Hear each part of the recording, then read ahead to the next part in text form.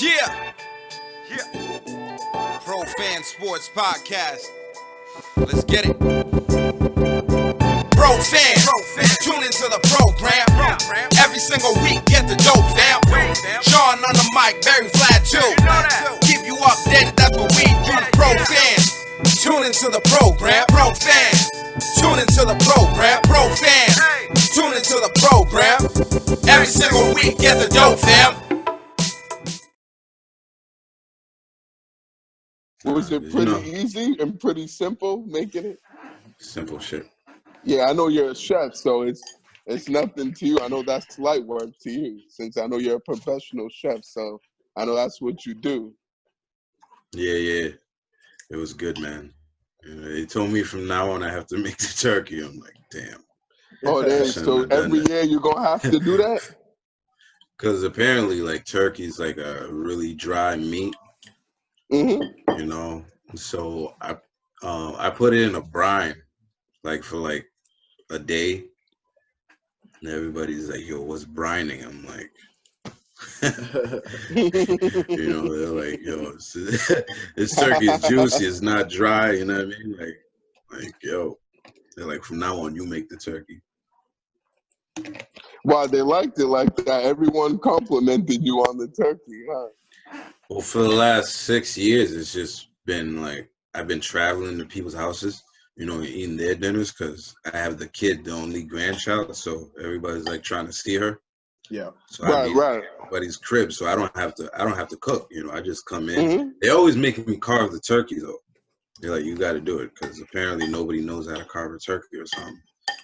Really? You're the only one in the family that knows how to do that? That knows how to do it right anyway. Right. That's true. So, Christmas was at my place. So they told me I should cook a turkey. Oh, so you hosted this year? Yeah, I have like the biggest place out of all of them. So. Oh, nice. How was it hosting? It's good, man.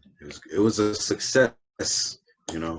Well, I was just saying that's interesting. I don't know. Do y'all like hosting? Because I don't know. I'm more of a fan of going to other people's houses than hosting something at my place or my my parents and family's place. I don't know.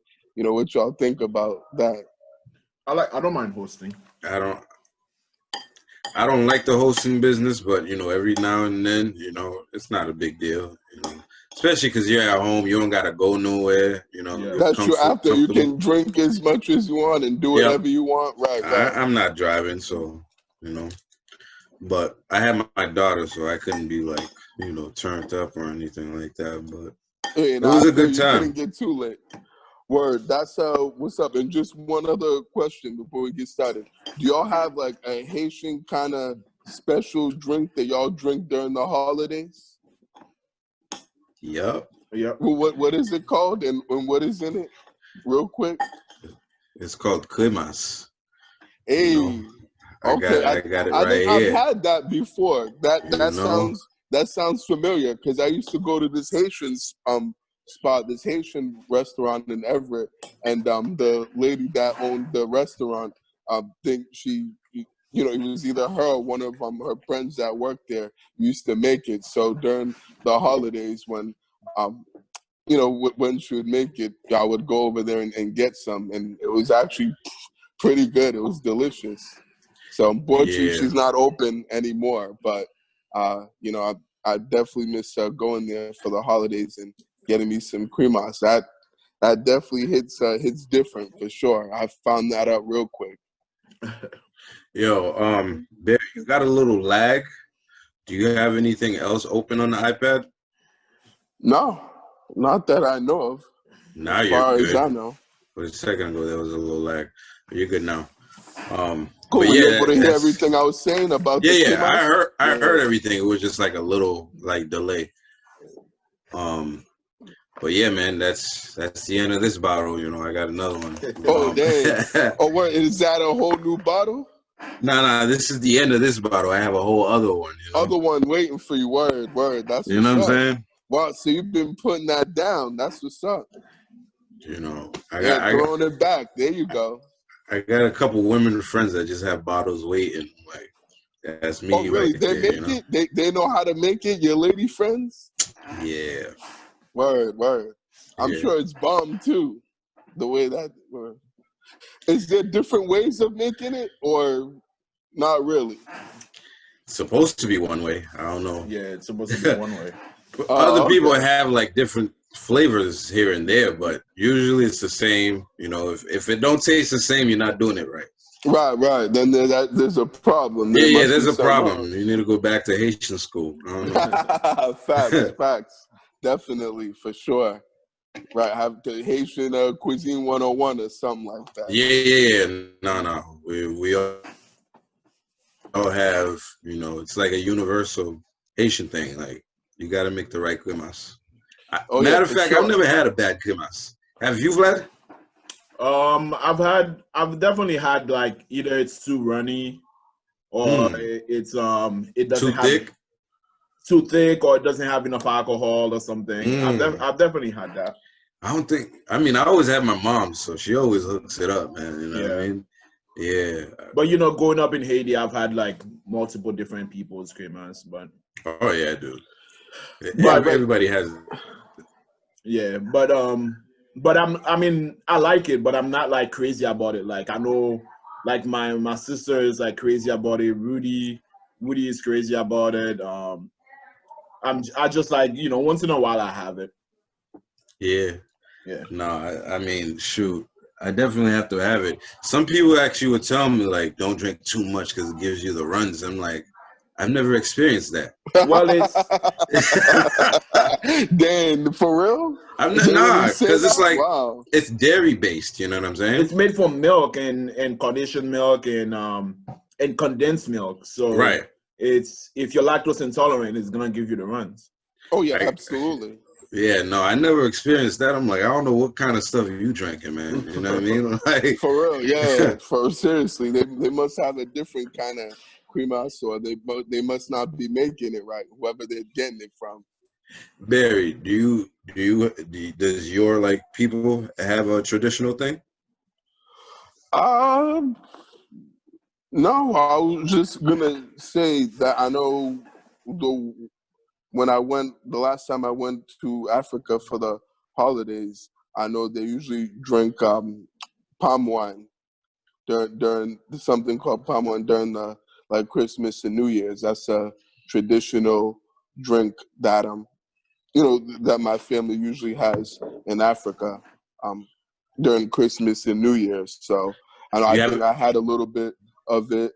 The last time I was even though it was a while ago. How old were you? Last time I was in Africa, I was 10 years ago in 2010, so I was 18. He was a boy.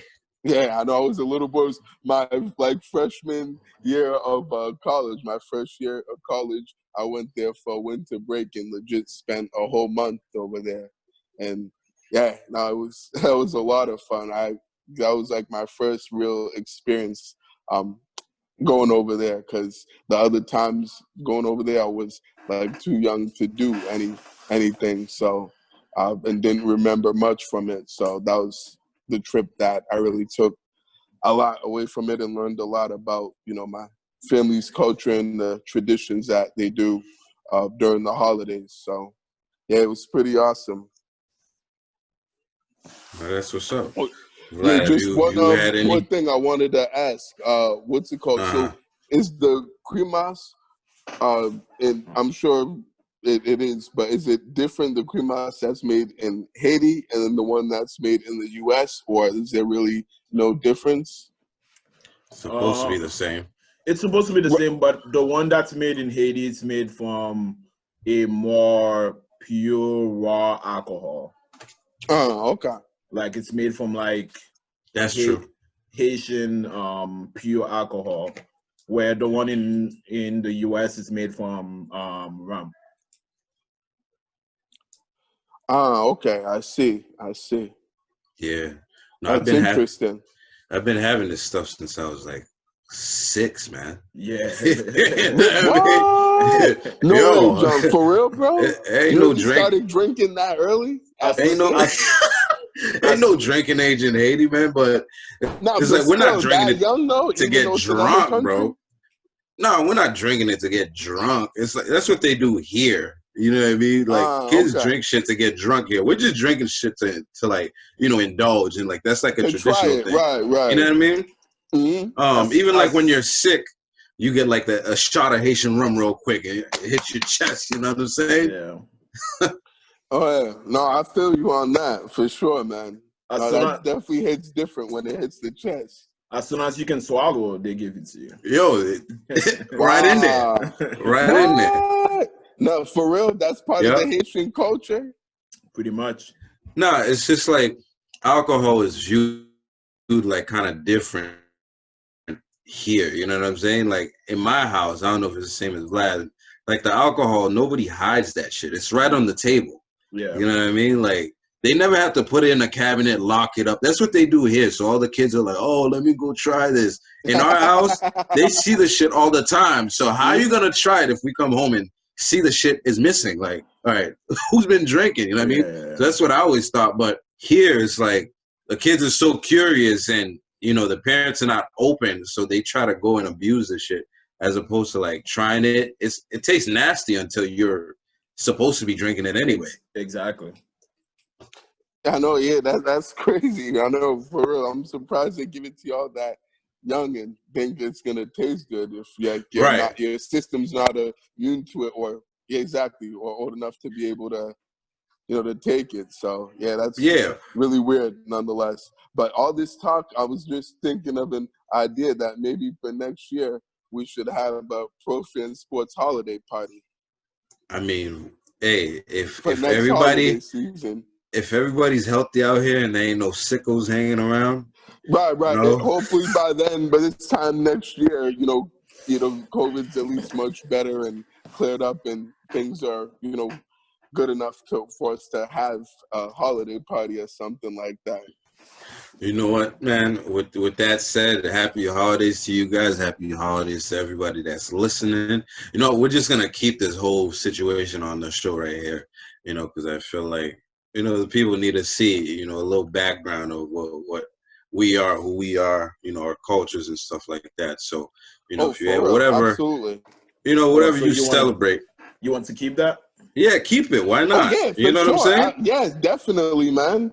That's a good little segment, good little holiday, Christmas segment that we had over there. I even forgot that we're recording. I just thought we were just chopping it up, and just talking amongst ourselves. But I'm glad that the listeners are gonna get to hear that. So no, definitely keep it. Mm-hmm. So because we want the listeners to learn more about us and our culture and background and how we celebrate the holidays. I like it. I mean, no, for sure, man. All in all, it was a good holiday. I'm glad you guys enjoyed yourselves and stuff like that. I know you guys watched a lot of the sports, so we're going to get into the show right here. So, as always, this is Pro Fan Sports Podcast. We're with John Altidor. I'm with my boys, Vlad and Barry. And you can catch us on all, platforms, Spotify, Apple Music, iHeartRadio, Pandora. We're on everything. We're on Instagram.com/profans_sports. Okay, so that's Instagram, profans_sports. We're on Twitter, profansports.com. You can get all our episodes there. We're on Facebook.com/profansports. You're with Pro Fan Sports Podcast, where the fans of the pros go. And we're on episode what, Barry? Episode 41, baby. Episode 41. Who's 41? Alvin Kamara? Yep. Who had 6 touchdowns the other day against the Vikings. We got Dirk Nowitzki. I didn't play him in fantasy, so I was good. Dirk. Big Dirk. Dirk, yes, sir. Who else? Can you think of anybody else? I mean, we don't really need to think of anybody else anyway. Oh, yeah, a lot. The backup goalie from the Bruins is 41. This guy knows starters and backups. Yeah, I know. And even Miles Bryant, who had an interception during for the Patriots, and the Patriots-Rams game's also 41 as well. So that Who was that? That used to be Ventrone. I think so. I think he had 41 before I Miles believe Bryant. so.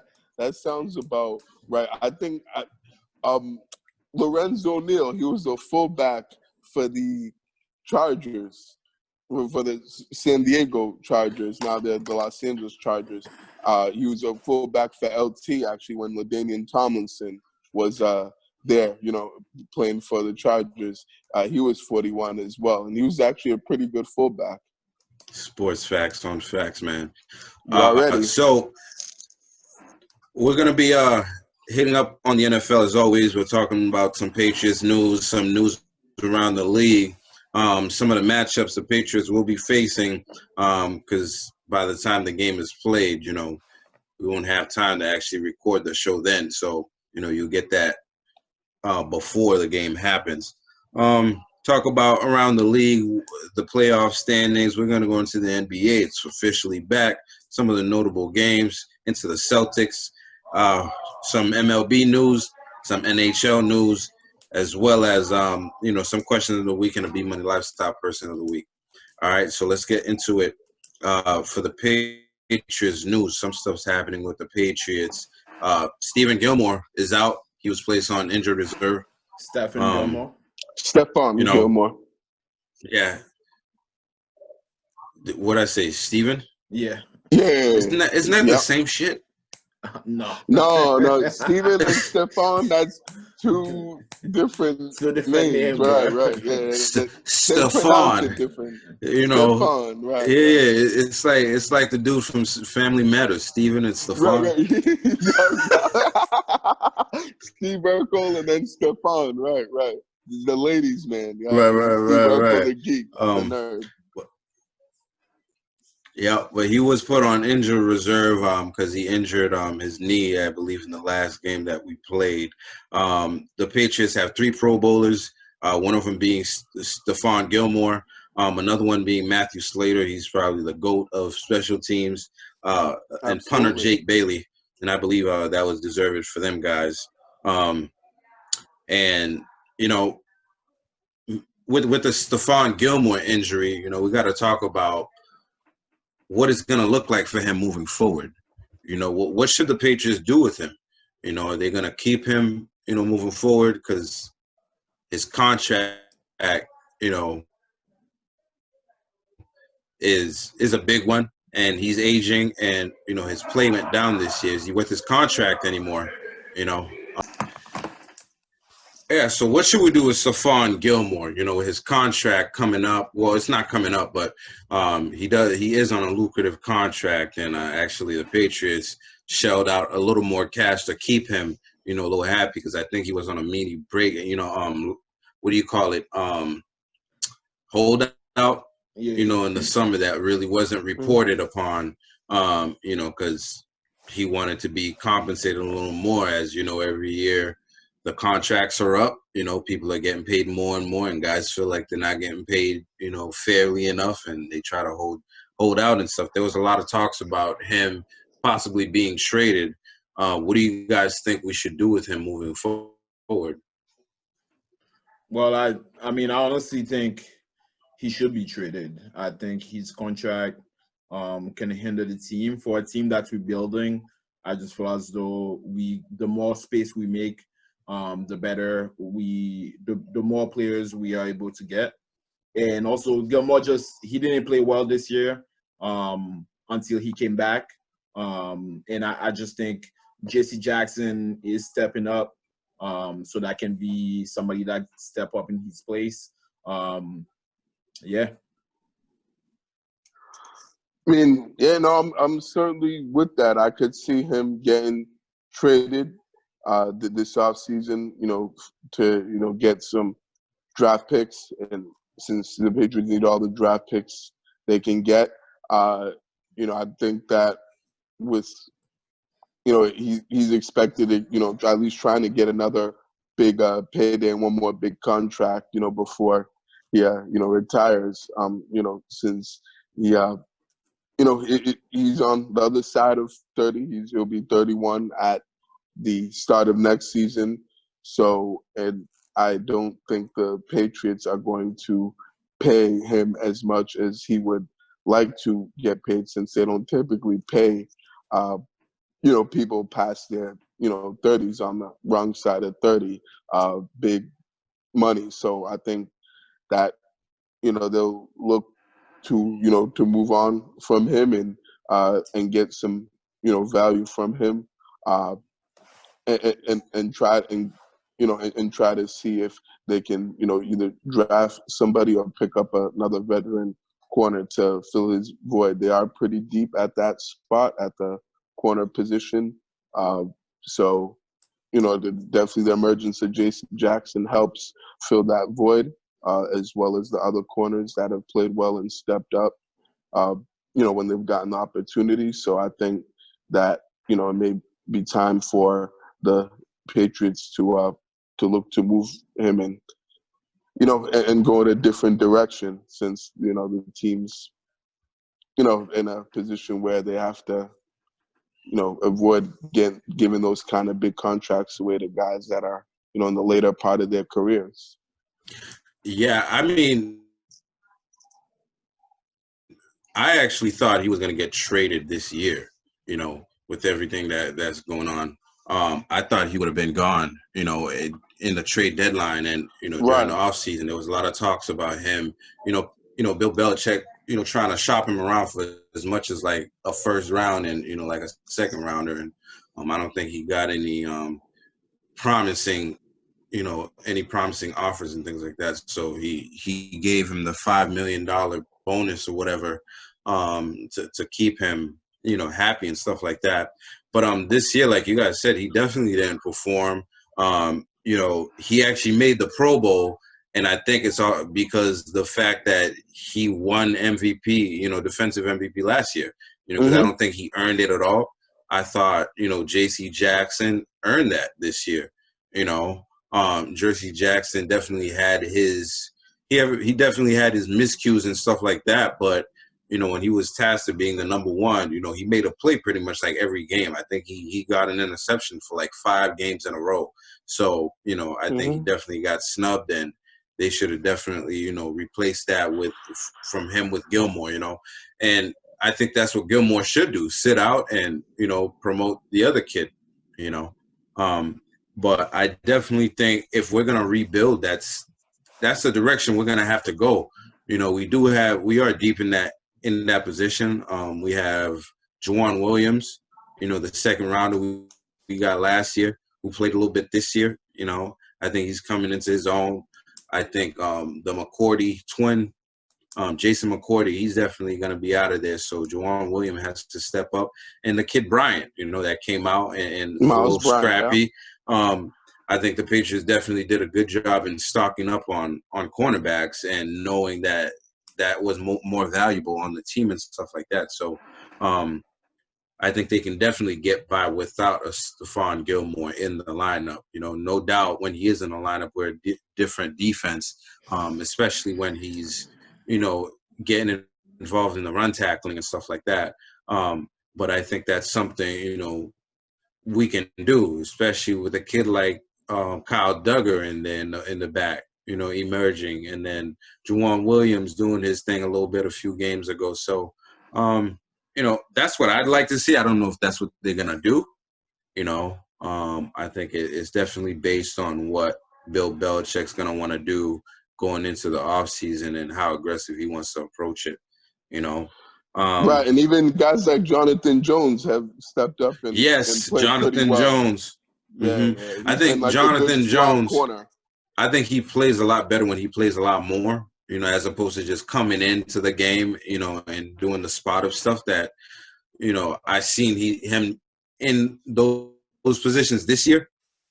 And I feel like, J.C. Jackson and Jonathan Jones should definitely be taking the place of Jason McCourty.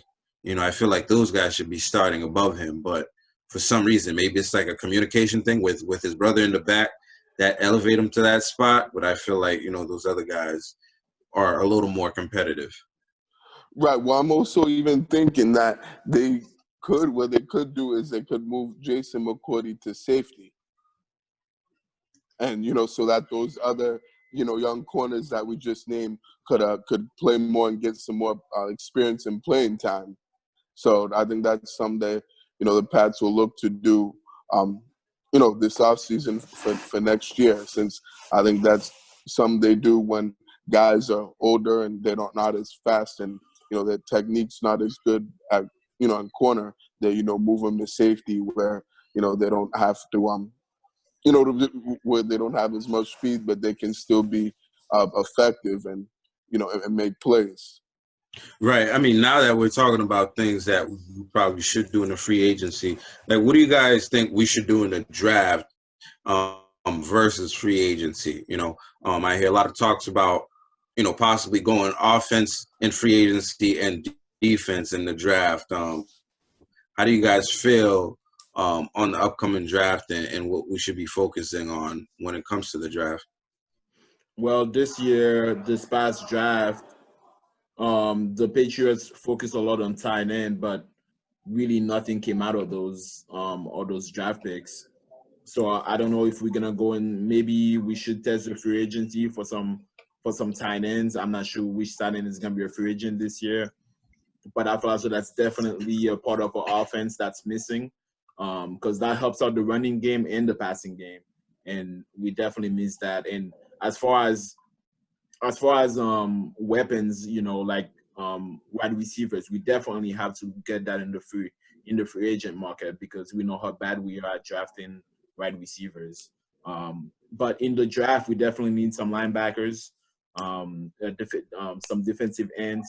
So those two things we should definitely target in the draft. Yeah, for sure. I think that I want to see the Patriots spend some money for once. Like, they have a bunch of cap space, particularly with the, free agents that they have and the guys that, opted out.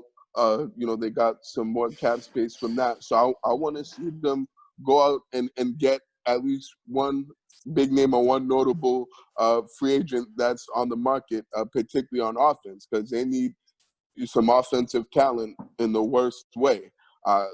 In the only way I can see their offense improving is if they, go out and get at least one, really good offensive weapon, whether it's receiver or tight end,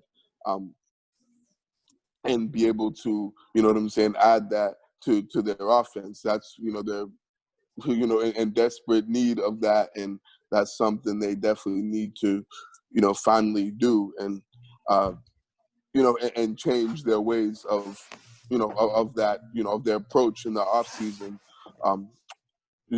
So I think that's first and foremost what I would want to see them do in the off season. For as far as the draft goes, I think that I want to continue to see them drafting more defensive talent. They pretty much need just about everything defensively, especially defensive linemen and linebackers. Draft some guys that can, make plays, and that are, and that can make an impact on this defense. I know they drafted a couple of guys, like Josh Uche, who's been solid for them, and Kyle Duggar has also been another one that's been pretty solid. But I want to see them continue to draft and stock up on defensive talent, since when they draft on offense, it never works out, and and they never turn out to be, good players and that can contribute to the team. So I think, the free agency is more so for offensive guys to be able to add even a quarterback to. I think they should look for that in free agency. I mean, they have to. I'm sure they'll draft a guy, for sure, but definitely get a veteran quarterback, that can come in and contribute and help this offense be much better than what they were this year. And then, get him at least one weapon to work with, and, and see how that goes. So that's certainly what I'd like to see the Patriots do this offseason. and things that they need to address for them to be able to be a much better team and get back into the playoffs in 2021.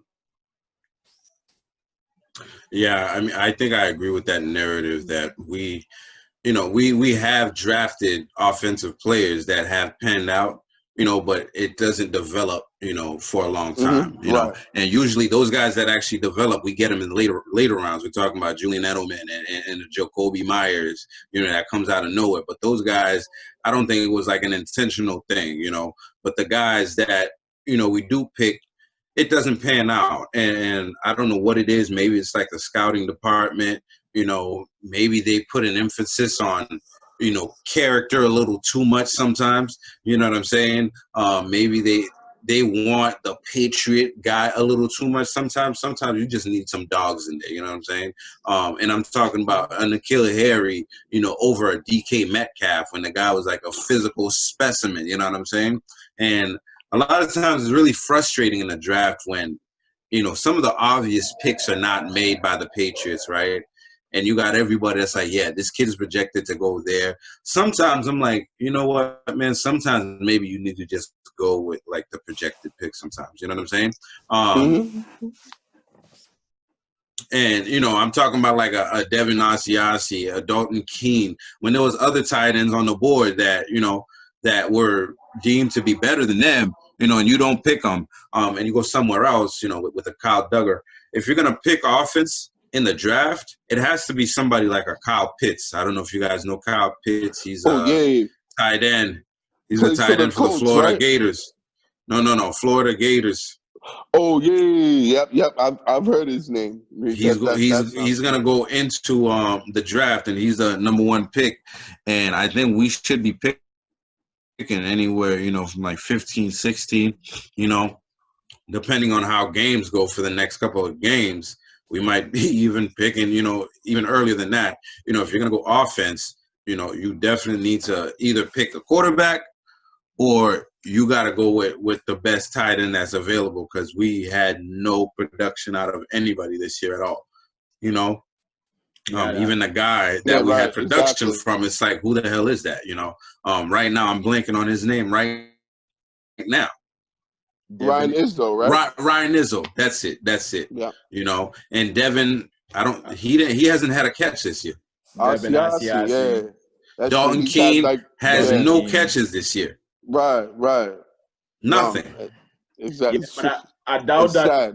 I doubt that they're gonna use more capital on tight ends just because they already spent 2 draft picks on them this year. But I agree with you. I mean, it's not looking good. I mean, you have 2 tight ends that you drafted. None of them were able to get in the field, even though they were facing injuries. But it's just, if you look at Cam Newton, his whole career, he's had a good tight end. And all of a sudden this year, he doesn't have any tight end. I mean, no wonder why he's struggling, you know what I mean? But we also have to take into account that there's so many guys that opted out this year that are coming back. So what are the Patriots gonna do with those guys? Are those guys gonna stay? Are they gonna Are they gonna retire? Like especially at linebacker and safety. If those guys come back, that will reinforce the defense. Right. Yeah, we have Matt Lacoste coming back. Oh yeah, that's the game-changing tight end we need, right there. Right. That's the playmaker, bro, and pass catcher that we need for this offense. That's the missing piece. Listen, for once, I would like to see the Patriots go with the projected guy, the guy that has a tape out there. You know what I'm saying? Like, they talk a lot about, the Patriots guy and the guy that has no character issues. J.C. Jackson is a guy that had character issues. That's why he went undrafted. And look at him. He's getting 9 picks this year? Getting 7 or 8, but sometimes you have to go with those guys. If they can ball out, we need dogs out there, especially talent, now. We need playmakers. We need guys that can catch the ball and go up the field. I'm thinking about a guy like Adam Thielen, that's going to be, I believe, a restricted free agent or a free agent. I believe Juju. Juju Smith-Schuster. Oh boy! You know, I hope he We gets can't signed have him here. dancing on No. logos if he I comes hope here. he gets signed here because that's the end of his TikTok days. You know, that's like Right. we'll never But see another TikTok. But something you guys have to consider. So, like somebody, just like you said, Adam Thielen, Juju Smith-Schuster, Will Fuller.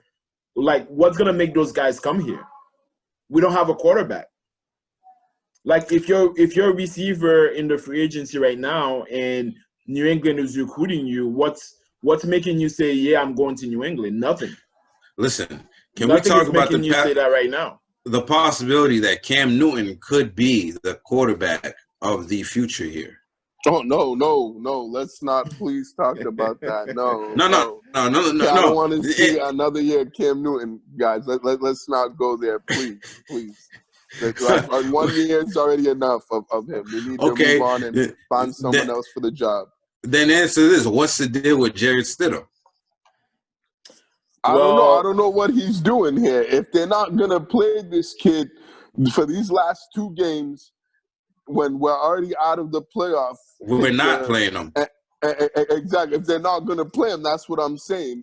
Then I don't know what he's doing. They might as well just release him or put him on the inactive list like they've been doing with Brian Hoyer, and then upgrade Hoyer to the active list and have him as the backup. Because if you're not going to let this kid play and develop and get on the field and actually, give him a chance to be at least a starter for a couple games, then there's no reason for him to be here. He's got to go. So I think him and Cam Newton, I think we've got to ship him out and bring a couple of new guys in at the quarterback position, because they're both just not working out and not getting it done at that position for us. So I don't. It's puzzling and baffling that they're still not playing Jared Stidham, the Patriots, with with everything that's happened with the offense this year and as bad as they've performed. But I guess they must have their reasons for not playing them. He must not be doing well in practice, and for the coaches not to put him out there. Right. Well, I don't know exactly what the deal with Stidham, but obviously they don't believe in him. We know that Cam Newton is due a $2.5 million bonus if he starts all 16 games. So I'm sure that has something to do with them not playing him. I'm hoping he does get into the games, the last 2 games, maybe for the second half, just to see what he can do. Because right now, if you think about those last 2 games are preseason games. Those last 2 games are games that we just want to see what the team is about. They don't matter. You know what I mean? So I want to see Dalton Keene out there. I want to see Devin Asiasi out there. I want to see Stidahm. I want to see Kyle Duggar. I want to see all those rookies. Give them some play. Let's see what they're about. Let's see what the team is. You know what I mean? Let's see what we have at the other positions. As far as Jared Stidham, put him out there. Let's see what he is. I mean, if he's not, I mean, it does look like Belichick is doing right by Cam Newton because he only signed Cam Newton for $1.7 million or something like that. So if he gets a $2.5 million bonus, that puts him at $4.2 million. So that's a respectable contract. So I think that's what Bill Belichick is doing. Bill Belichick is trying to honor Cam Newton because he's not paying him enough. But Stidham should be getting some play. I mean, if he's not getting some play the last 2 games, I mean, we need a new quarterback. We need to ship him out. I think it's bullshit. Out of all the years, Bill Belichick decides to be soft with motherfuckers now. It's like, out of all the years, you decide, like, you're not going to worry about the team, like the team's performance or evaluating what's going on, because he's always talking about evaluating the team, seeing where we're at. We're not there yet. We got to coach it better, do this better. Like you guys said, we need to see what we have, in the second tier of our roster here and see what we got to do in the draft that's coming up in free agency. And whatever they do, man, like Barry was saying, we need to spend. Yes. You know, Spend like, that money. listen, I don't need to hear about anything left. Like, we need to have $0 at the end. Or maybe Exactly. not $0. We need like $1 million to sign like a veteran or something like that. Right. To a veteran minimum deal. Exactly. Right. Other than that, like, we need to be spending all the bread that we have. Let's go into the Patriots, facing the Bills, obviously. By the time this comes out, the Patriots have a game Monday night, which is going to end really late. Our episodes drop in the morning, so we won't be able to recap the game for you guys. And we gave, a little bit of a preview last week. Let's talk a little bit about, like, what are you guys looking to see in this game? Cam Newton will be starting. We know that already. Is this about are we trying to win this game? Like, what is this game all about? This game doesn't matter at all. We're starting Cam Newton, like we said, but, like, what are you looking for? Well, like, I mean, I just told you guys, I want to see the rookies, the other players get a chance, especially Jared Stidahm and the tight ends. That's what I want to see. But Belichick is starting Cam Newton, so I'm not sure exactly what that's about. I don't need us to win this game at all. There's no need for me to see us winning that game. All I want to see is what we have at quarterback.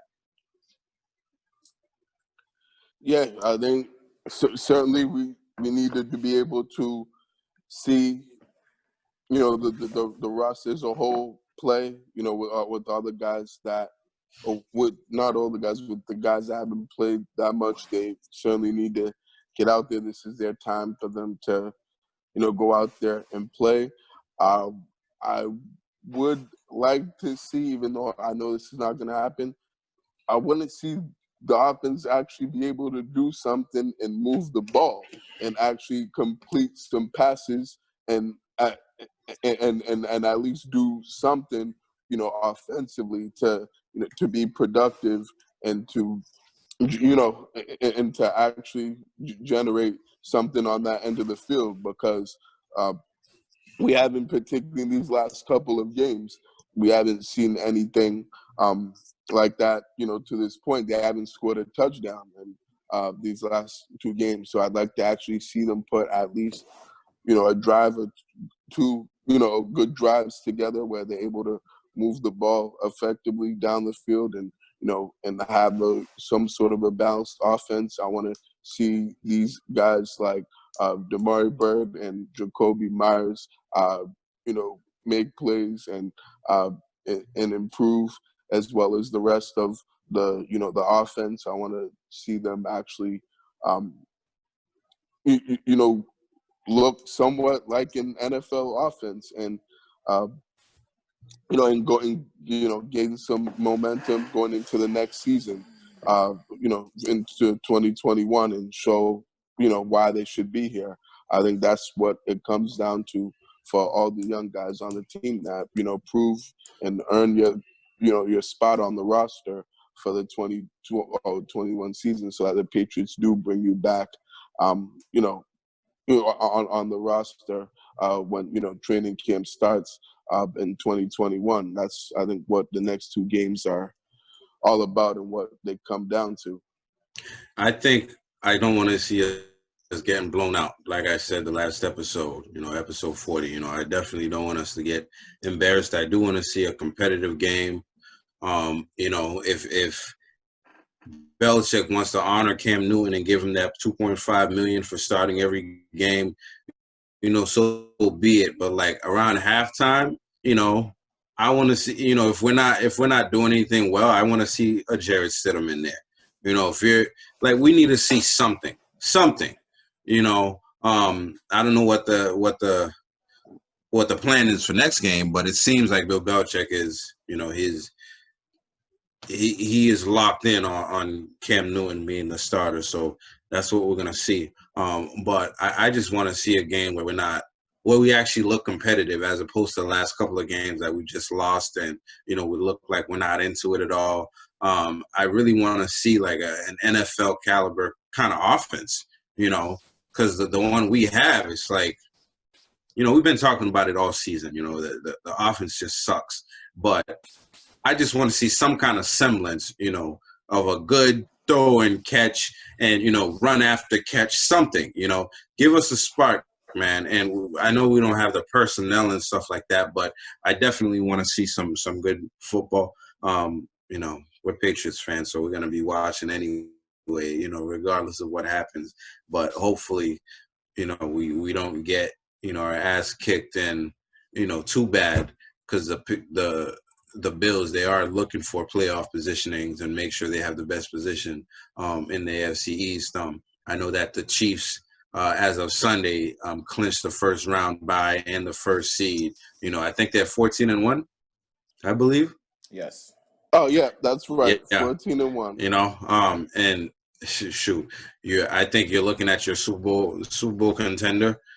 Possibly your Super Bowl winner right there in the Chiefs, because no team has, come close to doing anything other than the Raiders, who are, kind of like their rivals a little bit, and they play those guys all the time.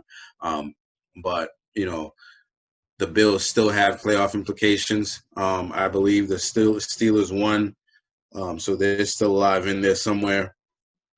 And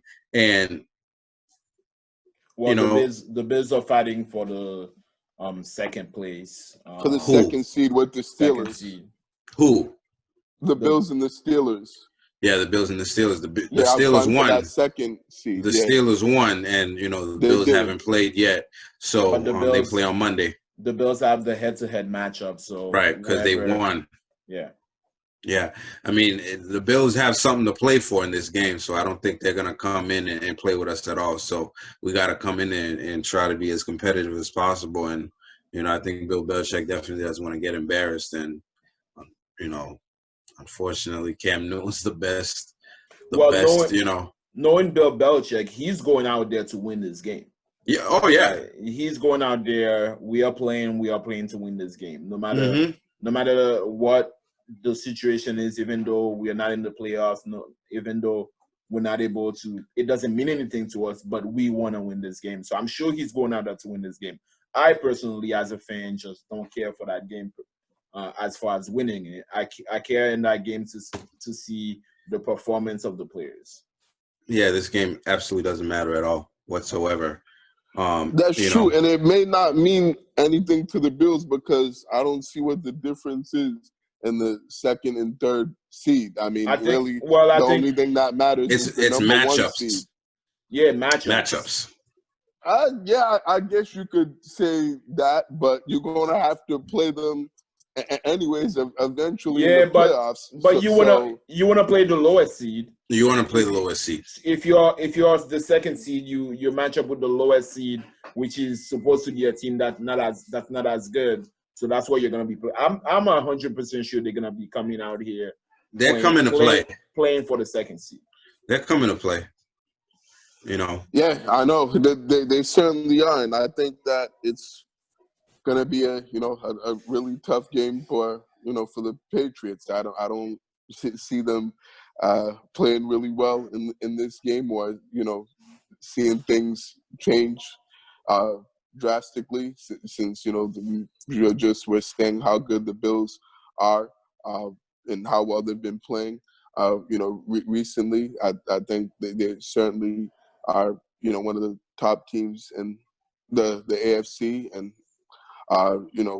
and there's certainly have a good offense led by Josh Allen, who's played really well. Stephon Diggs, one of the top receivers in the NFL, who think he's still leading the league in receptions over DeAndre Hopkins. So, and then they have some other good pieces as well on offense. I think that's certainly going to be tough for the Patriots to stop, and I don't know if they're even going to be able to score points against the Bills' defense, since the Bills' defense have been playing better as of late, and better since when we last played them. So, I just hope that it's competitive, and I hope it's not a shit show, and they don't get destroyed and annihilated on national TV in front of the whole country. I hope the Patriots play with some heart and some pride, and go out there and like you said, John, and compete. Like, you should be, you have to still be professional, even though you're not in the playoffs. You still have to go out there and do your job and play to the best of your ability if you're the Patriots. So I hope they do that. I'm not so sure it's going to turn much of a, into a win or whatnot, but we'll see how it goes on Monday night. But it's not really looking like it's going to be that good of a game. Yeah, that's a fact, man. We come from playing one New York team into another one because we play the New York Jets the following week on the next Sunday. And speaking of the Jets, they blew a chance of being able to pick the first round, first overall pick in the 2021 NFL draft. And speculation is that everybody's gonna pick Trevor Lawrence because from what I've heard, he's he's a generational quarterback, and from what it looks like he's a sure pick to make at the number one spot. And furthermore, the Jets actually won on Sunday against Cleveland, who's looking at playoff contention, and they won 10 games this year, so now they're 10-6, I believe. 10-5, I think. 10-5. Well, they were 10-5. Well, the Browns are 10-5. They're 10-5 they now. Still have one more game to play next week. Yeah. Yep. So what are you guys looking for in that game? Versus the Patriots. Like I said in a couple episodes ago, like we could lose this game. Well, I don't care for winning this. Same thing that I said for the Bills game. Same thing for that game. I don't care for winning that game. It doesn't mean anything to me. It's going out there, seeing some good football, like Barry said, seeing the offense move the ball, seeing Jared sit and play. That's what I want to see. Like, give me something that I can at least enjoy. You know what I mean? Even though I know it doesn't count for something, but show me that you can throw the ball, show me that you can run the ball, show me that you can score. I don't even care for winning the game. I just want to see us play. You know what I mean? And I want to see Jared Stidham compete, and I want to see the rookie tight end compete. The Jets already blown their spot of winning the first round pick, so I'm sure they don't care anymore. So they're gonna come out here. We are rivals, and I'm pretty sure they're gonna give us a good game. Yeah, I think what I want to see, in this game against the Jets next week is I actually would like to see them win that game, because I think that would be the worst ending to a season, is losing to, the Jets, a 2-win team that is, absolutely trash and god awful. I would not like to see the season end on that note for the Patriots. I think they certainly have to, come out ready to play, because we know the Jets are pretty much going to come out ready to play, because now that they don't, have the top pick in the draft, they're actually going to be trying to win games now that they're not tanking anymore, and they don't really give a damn about their draft pick. So the Patriots have to be able to make sure that they're, ready to compete and ready to actually, to execute and to play well enough to win. I don't expect them to, beat the Bills. Like, we just said, none of us expect them to beat the Bills, but we should at least expect them to beat the Jets. Like, you shouldn't lose to the friggin' hapless New York Jets to end the season as garbage and as bad as the Patriots are. The Jets are even way worse and more pathetic of a team than we are. So we definitely I want to see them finish the season strong. The young guys play well, both on offense and defense. I want to see Stidham play more in that game against the Jets. I don't really want to see much of Cam Newton, maybe a quarter, at the most a half. But I want to see Stidham more in that game, particularly, since if Cam Newton continues to struggle, because I actually want to see him at least play close to a full game before the end of this season. So I think that's pretty much what I'm looking at, and what I'd like to see from those games, and put up some points, like score some points. Like, can we get in the end zone, please? Like, enough with the field goals. Like, that's not gonna do anything for you and win games. Like, I want to actually see touchdowns being scored and executed in the red zone when you get in there. That's what I want to see from this game against the Jets next Sunday. Yeah, I think I'm with Vlad, man. I don't care what happens in this game, but I do think that we could potentially lose 2 weeks in a row to 2 New York teams, and we can't have that. You know what I'm And then saying? the like it's season like 6-10. we Oh God, hell no. that Hell means no. your prediction would be true, Barry, because you didn't give much of a chance at all this season, and I think you were right for sure. With everything that happened, transpired throughout the season. I forgot what you gave him. No, so I said 7 and 9. If they lose both games, they'll be 6 and 10. And I want to give a quick shout out to my boy K Money, because he's been telling me all year from week 1 up till now that the Patriots are going to finish the season 6 and 10, and he still tells me that to this day. Which I don't think that will happen, but then again, I know there's certainly a possibility of that happening. But I wouldn't like to see that happen, losing the last 2 games and finishing 6 and 10, because that's just not very, not very good, and that'd be a painful way to see the season, and losing 4 straight games after winning 4 out of 5 or 3 out of 4 that we won, to go to 6 and 6. So I definitely wouldn't want the season to end on a 4-game losing streak and a 6 and 10 record. No, that's a fact, man. But I definitely don't want to see us lose twice to New York teams. So, last game it took some effort for us to actually win that game, because we went into the half 2010, I believe. So they almost had us. We were almost their first victims for the season, and I don't want us to be their last victim of the season. So I think it's definitely a game that can be competitive. Again, I'm just looking for a competitive game. Win or lose, I want to see some down to the wire. I want to see some hitting. I want to see that kid Josh Uche. I'm very excited about him. Kyle Duggar. I want to see them out there, wreaking havoc like they should.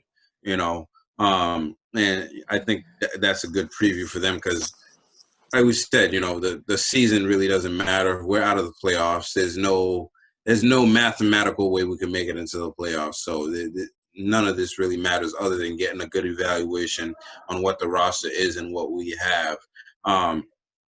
Another team that kind of needs to look at what they have, and they actually won today, but they had a 3-game losing streak, is the Pittsburgh Steelers, right? After winning, 11 straight games, they lost 3 straight, the last being to Cincinnati.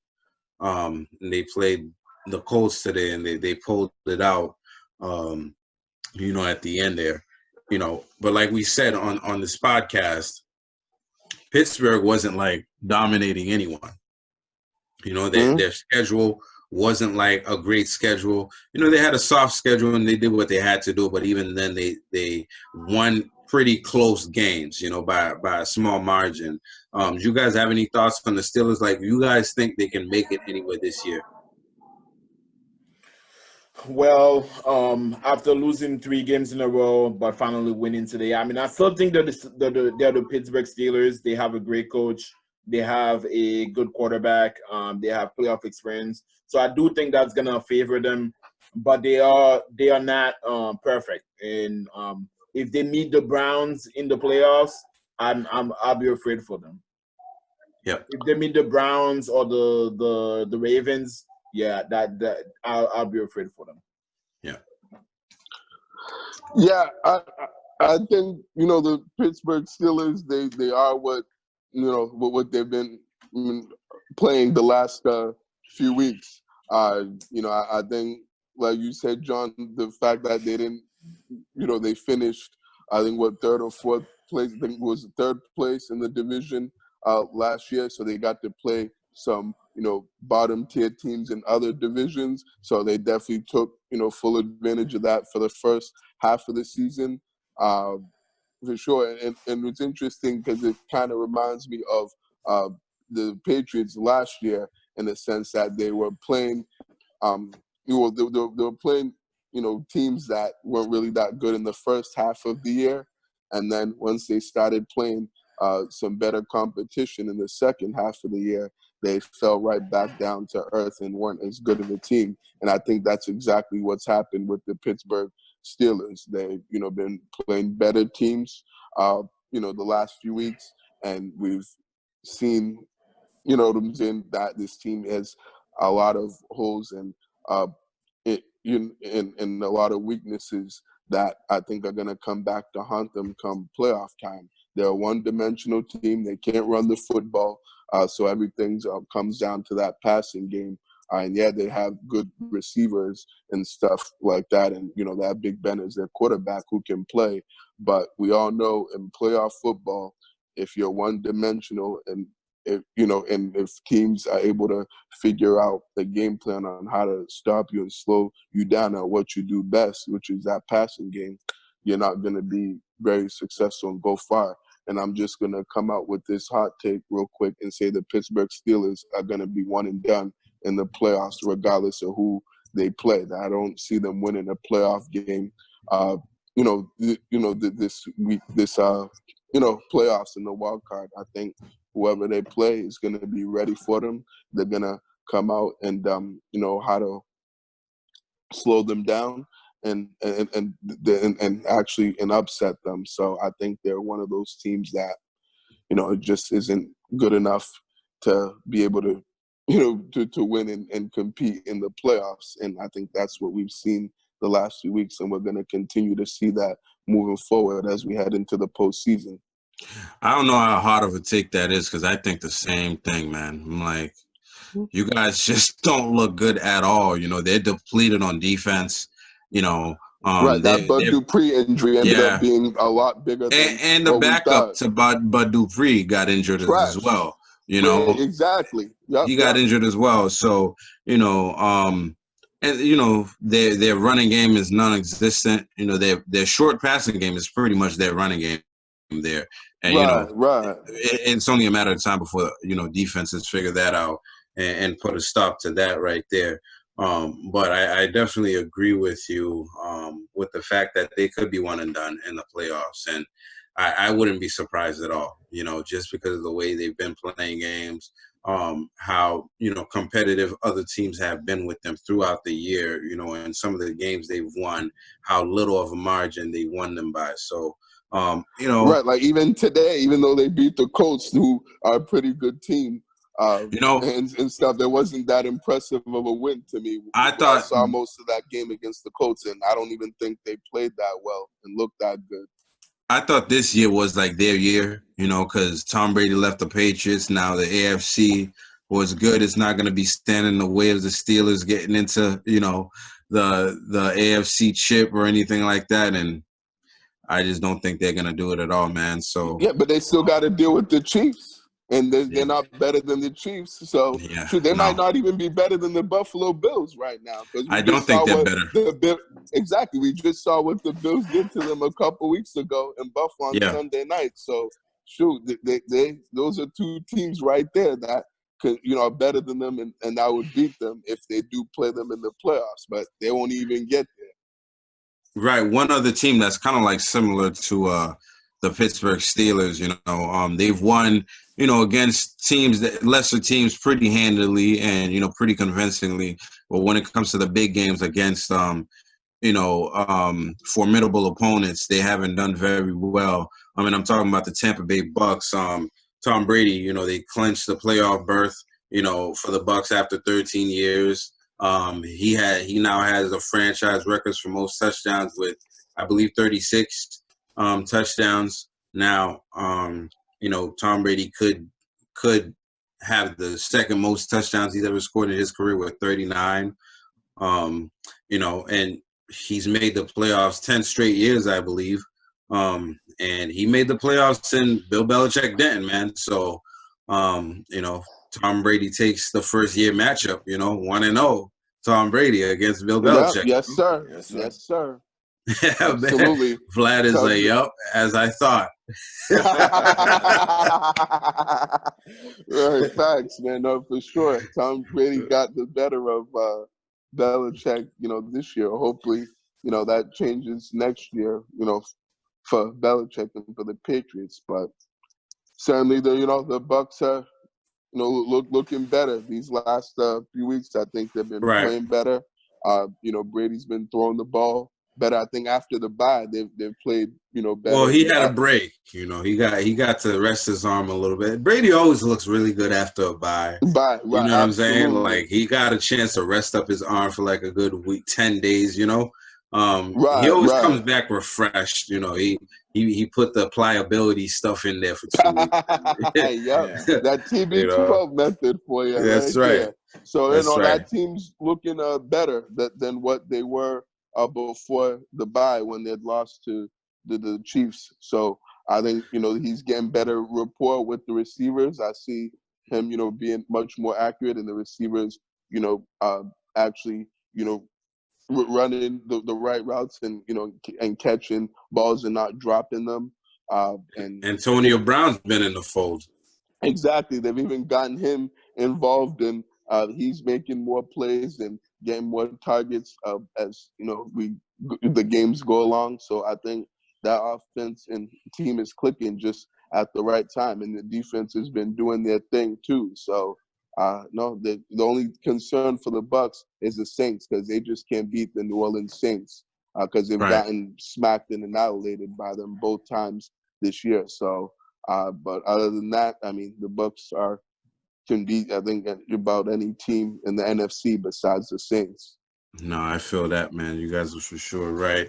And lastly, with the NFL segment, so this year, you know, Pro Fan Sports Podcast, where the fans of the pros go, we decided to do an NFL fantasy football league. And I can attest that it was a raving success. We had multiple people sign up, to the point where myself, Barry, or Vlad, we could not participate. So Vlad's been the commissioner all year, just watching everybody do their thing on fantasy and monitoring everything. And, you know, from what he reported, it seems like it was a very competitive year. You know, the top guys that were at the top all year didn't end up winning.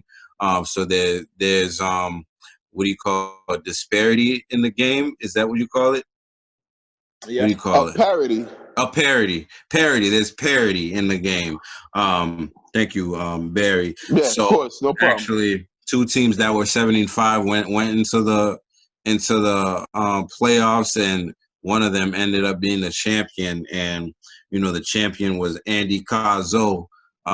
You know, congratulations to him. He won the first Pro Fan Sports Podcast Fantasy Football, you know, league, you know, in 2020. So I wanted to thank everybody that participated in the league, you know, paid attention to their roster, was making moves, you know, throughout the season. You know, we want to thank everybody that signed up, you know, but most of all, we want to thank Andy and Rita for, you know, doing their thing and making it to the finals. And congratulations, Andy, on winning the whole thing. You know, hopefully you can come on to the show next week and, you know, talk to us a little bit about your experience and, you know, maybe give people advice for next year that's coming up. You know, but again, congratulations. Yeah, I wasn't the commissioner. Rudy Luders was the commissioner. Really? And Wow, is that right? I mean, you can't be commissioner if you're not playing. I didn't know that. I was asking you all the That's a good information. point. Yeah. I was asking you all the information. You had all the information, so I'm like, this guy has to be the commissioner. Rudy Luders was Right. I thought it was you that was running the league the whole time, Vlad. The whole season, I thought you were the one that pretty much was in charge of, you know, everything as far as the league was going. But that's interesting. It was Rudy instead of you. Well, I can't be the commissioner if you're not playing. That's just the rules. True. That's a good point. That's fair. That makes sense. So yeah, Woody Luders organized the whole thing, and we and he helped us out. And I want to shout out for Rudy for manning the league and helping us out. And it was like John said, it was a successful league. But I want to give a special shout out to Woody Luders. Yo, man, we Yeah, definitely got to definitely do big shout something. outs to Rudy. We definitely got to do something for Rudy. Maybe give him a bumper sticker or something. You think he'll put that in his car? Maybe.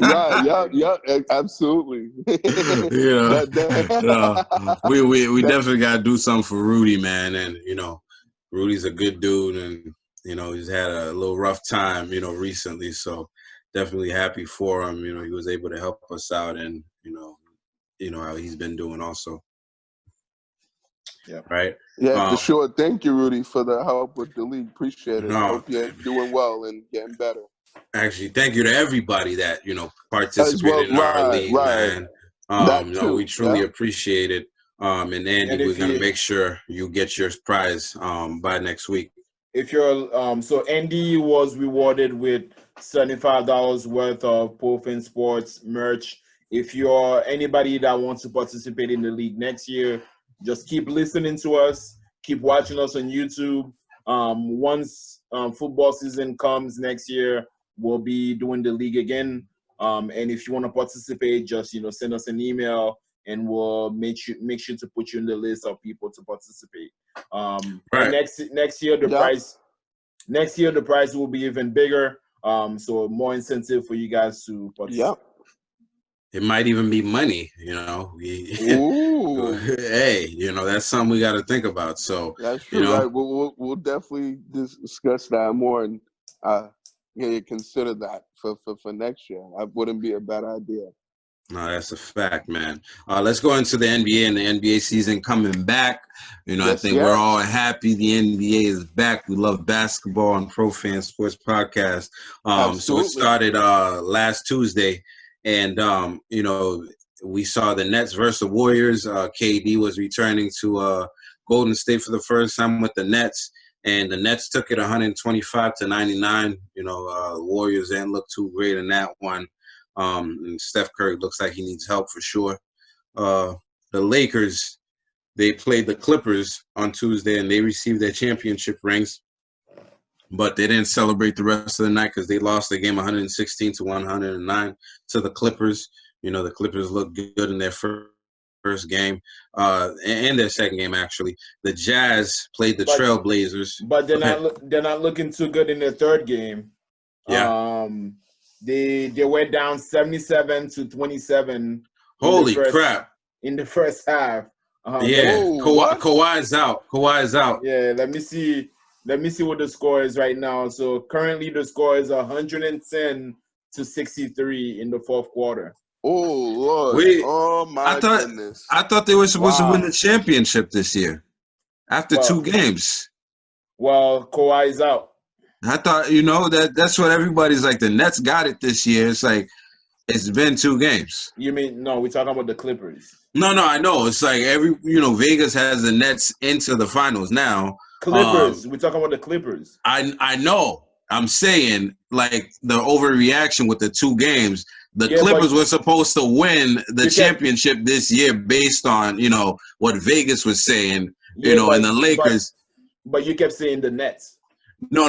What I'm saying is Vegas has the Nets going into the chip this year after 2 games. So my point is, like, after 2 games, they already had these guys going into the chip, like the Nets and the Clippers and the Lakers. They're all supposed to be in there already, after 2 games, like kind of like the overreaction, is what I'm trying to say. But the Clippers won the game 116-109. Kawhi got, into a collision with Serge Ibaka. He took an elbow to the face, and he actually needed 8 stitches to close up lacerations in his mouth. That was the next game. Yeah, that was the next game. Yeah. Against the Nuggets.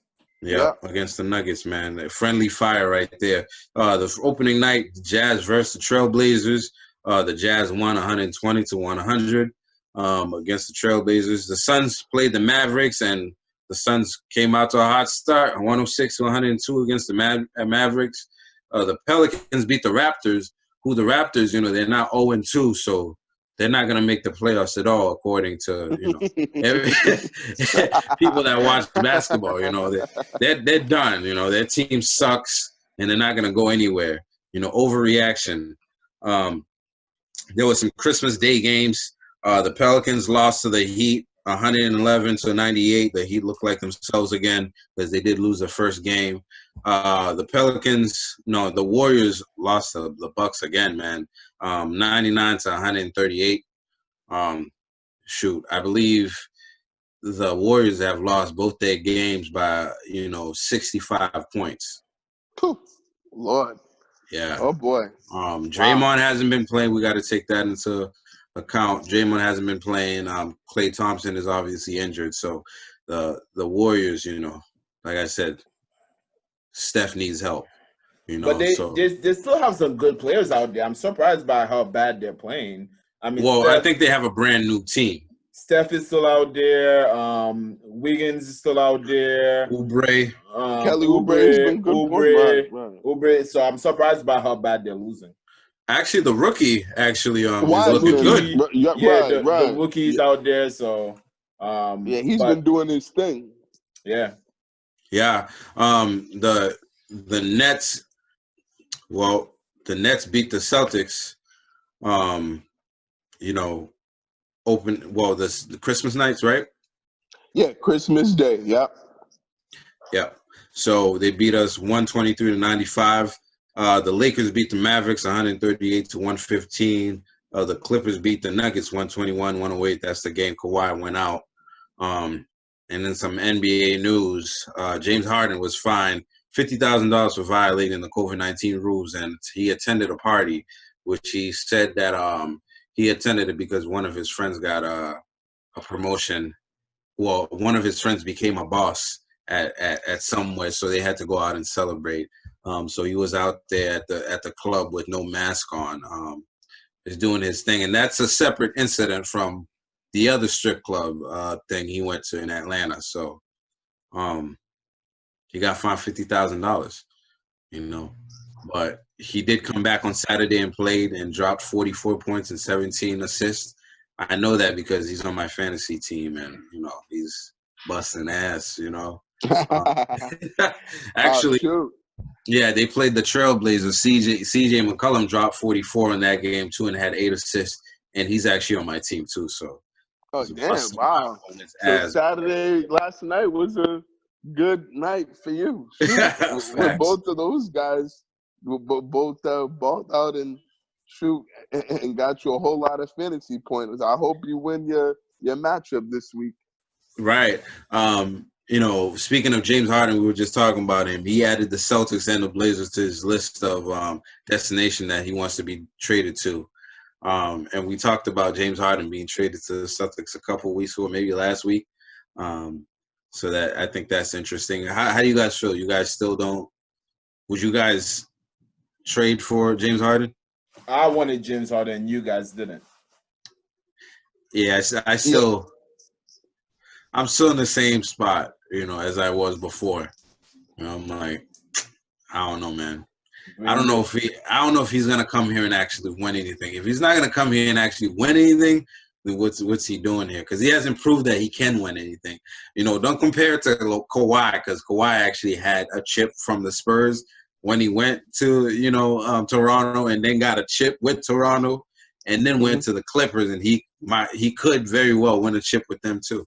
We haven't proven that we can win anything either. So we haven't. Right. That's true. But I believe in superstar powers in the NBA. In the NBA, you need superstars to win. So you do, and he's as super as they come, man. Yeah, he's as super as they come. We don't got no crazy strip clubs out here, so he don't got no trouble to get into. So you know what I mean? Yeah, man. He wouldn't like it. Out here unless if he went into Rhode Island and took a trip to the Boxy Lady, but obviously Barry knows. Yeah, I may have been there a couple of times. Okay, Barry. Okay, all right. That be money. That be money lifestyle. Yeah, it. That's right. That's what I do. So, I still feel the same way about James Harden. Possibly being traded to the Celtics and coming here. I still wouldn't want to see that happen. Wait a minute. I think we'd love to see it, because we'd see him scoring, 44, 50, for games. We'd be like, shit, that ball can ball. That boy can ball, but I just don't think we're looking forward to the results that we could possibly get, with him. Right, it just wouldn't translate into many wins or more wins than we would already get, No, we have without him. We have a coach that's supposed to be making it work. Make it work. Make it work. But if a guy doesn't fit, a guy doesn't fit. But sometimes, guys just don't fit together. Honestly, even with the good coaching, if a piece doesn't fit to the puzzle, then that's what it is. He's a great player. Make it work. That's what I want to see. Yeah, but I don't know if he is who he is. I don't think he's gonna change his game at this point of his career. You are what James Harden is gonna get. Don't make him change his game. What you are. Don't make him change his game. Just adjust your coaching style to make him work within the team. Make sure that his playing style fit within the team. But we already know it doesn't, though. And plus, we don't know that. Tatum's not going to be happy playing with them because then Tatum's going to turn into a spot-up shooter, which he can do, but I'm sure he wouldn't want to do that all the time. We don't know that it doesn't. We don't know that it doesn't work on the team. Listen, but we do know, our guys have been to at least the conference finals. James Harden hasn't done that. And yet. We need somebody to take us to the. He's been in the Western Conference Finals. Has he? With the OKC? Yeah, no, he's been with the Rockets. He went to the Western Conference Finals when they played the Warriors and they lost in Game 7. Against KD was over there. Yes, you're right, for sure. But I don't know. I think we get the same results. Why do it? But we'll see. Danny Ainge, he has that moniker, Trader Danny. So we'll see what happens. I think Danny gets too much credit. I don't disagree. Much credit. I don't disagree. I'm with you on that too. And you're right. One, I think Danny gets too much credit. Two, I think we make too much about 17 banners, the history, all that bullshit. Literally, the last 20 years, we've won one chip. 30. The last 30 years, we won one chip. I don't want to hear it anymore.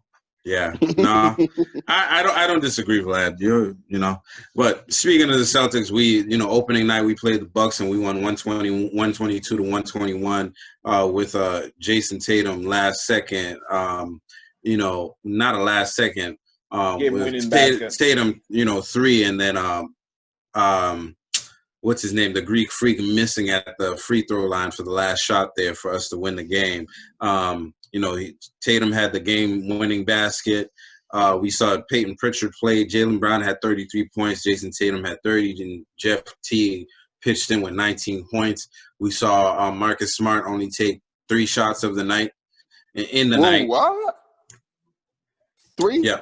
He went 0-3 in the game, and we won the game. So that was the opening. That was the opener, and I think we were all happy because during the preseason we didn't look good at all. What do you guys think about the game, and how do you guys feel about the Celtics moving forward? Into the season after that. Well, we came out. We didn't come out hot. We didn't look good in the first quarter. Brad Stevens had to put Peyton Pritchard in the game. He had to put Semi Ojeleye in the game and Jeff Teague in the game to get us going. We were playing really terrible defensively. We were giving up the ball. We were playing no defense on the fast break. It was just bad. It was exactly what I thought was going to happen. When I texted you guys that day and I was like, hey, we're gonna get smacked by the Bucks. That's what it looked like in the first quarter. It looked like we were about to get smacked. And then in the second quarter and the third quarter, we started playing better after the bench gave us some good defense. We started playing better. But then last season, what was happening last season happened again. We gave up the lead. We couldn't sustain a lead, and we almost gave up the game. A game that we were winning by 17 points, we almost gave that game away. It's the same thing we were doing last year in the playoffs. So not much really has changed. I haven't seen any real improvement from the team besides Jaylen Brown. That's been very consistent. Jason Tatum still has those hot he has a couple of hot quarters and then some very low quarters. So I don't know. I haven't seen the improvement from the Celtics, to be honest. Yeah, I certainly, liked what I saw for the most part in that Bucks game. Definitely like Vlad said, the beginning wasn't very good, and they didn't come out ready to play, and they were certainly getting outplayed by the Milwaukee Bucks right from the jump. They did whatever they wanted to do. Giannis went wherever he wanted to go and scored at will. And they were giving up way too many easy baskets. Drew Holiday was having a good game too. Who? Drew Holiday was. Oh yeah, he did his thing that he shot game. 25. Yeah, he did. That's right. Yeah, Holiday, played well. Even Middleton had played well, particularly to start the game. And then I thought, as the game went along, the Celtics played better. Like you said, when the bench came in, that kind of gave them that spark that they needed. To say the least. I think that those guys certainly changed the game around and got the momentum towards our side. For once, Semi Ojeleye actually played well and looked decent out there. I can't believe I said that. I was impressed. And I thought of you guys when I was seeing that. I'm like, damn, like this dude's really actually like contributing and playing well. Like I wonder what John and Vlad are thinking, because we always used to rash on him on how trash and like pathetic he is and how much he just looks like a bum and just straight up useless on the court whenever we see him in the game. I don't know about playing well, but he definitely contributed more than I thought he would. Yeah, no, I thought for the minutes he was on there, he played pretty well. He had the best time he was there. 6 minutes of his career. Okay, that was it. You know what I'm saying? Well, I hear you. But nonetheless, I thought that third quarter they looked good. They were able to get that 17-point lead. Particularly towards the end of the third quarter, they closed it out strong and they made a really good run. And I understand, and we all know that basketball is a game of runs, but at the same time, it's like you can't be, you're not going to win too many games if you, do make those runs and get out to those big leads, and then you're just giving it right back. Like, I said, that was extremely frustrating and, and aggravating to see that, the start of the fourth quarter wasn't good for them at all. And definitely, wasn't what we expected from the team. They took their foot off the gas. They, took, bad shots, started chucking up threes and, not getting to, the basket and doing the things that they were doing to get them that lead. They were kind of just got too comfortable and they weren't playing the lead, not playing the game. And that's what I noticed watching, that fourth quarter. And then obviously at the end, they, were able to find a way to win. Tatum and Brown hit some big shots, particularly JT with, the game winner, which he called game on. So that was definitely an impressive shot over Giannis for him to, be able to make that in crunch time with the game on the line. And it was good to see them get a, tough, hard-fought win and still compete. I thought, they played hard. I thought the effort was there. But I think, just like you said, we said the execution, wasn't there, and, the consistency wasn't where, it needs to be. I understand it was the first game of the season, but it, they still should be much better than what we saw against the Bucks.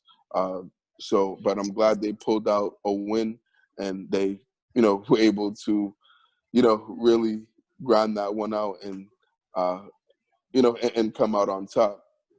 Yeah, it reminded me a lot of the playoffs coming in last season.